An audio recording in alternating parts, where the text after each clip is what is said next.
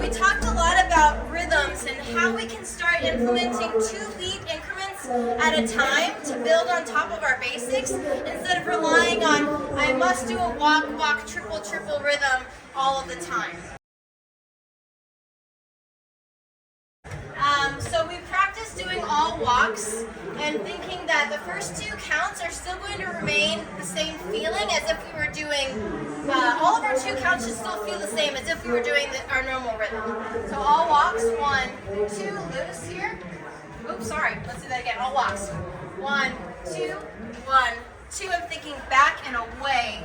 1, 2, 1, 2, I'm still respecting the back and away. 1, give me a push, that push. 2, back, back, 1, 2, compression, back and away. Nice.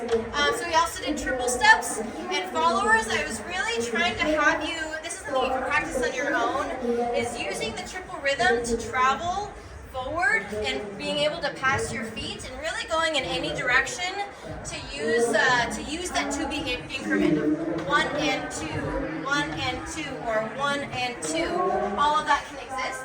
So if we do a couple of basics using all triples, triple step, away, away, away, wrong foot, triple step, triple step, triple step, triple step, using pitch to find compression, triple step, triple step, triple step, nice.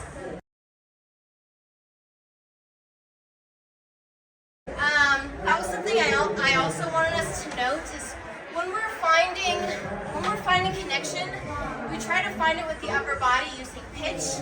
Whenever we're finding it through our anchor, and when we're finding it through compression, I want to pitch forward, and I want my leaders to do the same.